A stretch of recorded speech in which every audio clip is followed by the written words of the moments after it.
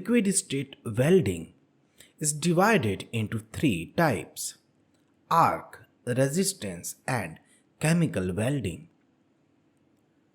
Arc welding is a type of welding process where an electric arc creates heat to melt and join metal.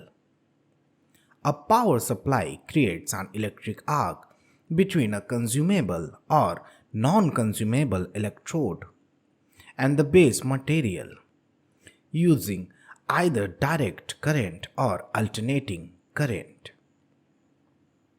Resistance welding is the joining of metals by applying pressure and passing current for a length of time through the metal area which is to be joined.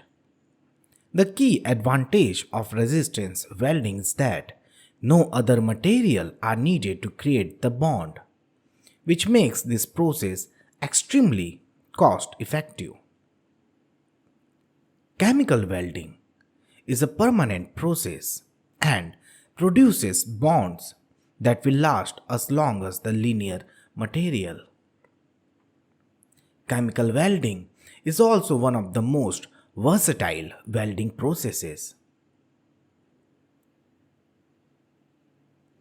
Now let's understand the gas welding first.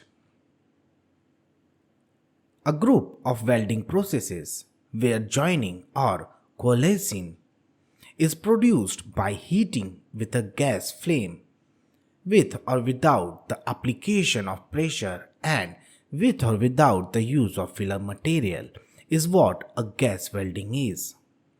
There are three types of gas welding: OAW or oxyacetylene welding, AAW or air acetylene welding, and OHW, oxyhydrogen welding.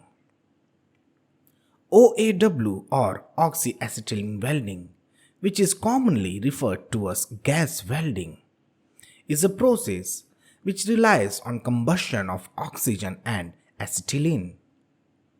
When mixed together in correct proportions within a handheld torch or blowpipe, a relatively hot flame is produced with a temperature of about 3200 degrees Celsius. The chemical action of the oxyacetylene flame can be adjusted by changing the ratio of the volume of oxygen to acetylene. AAW or air acetylene welding process consists an oxy-fuel gas welding process using an air acetylene flame. This seldom used process is used without the application of pressure. OHW or oxyhydrogen welding is a gas welding in which combustion mixture of hydrogen and oxygen is used for producing gas welding flame.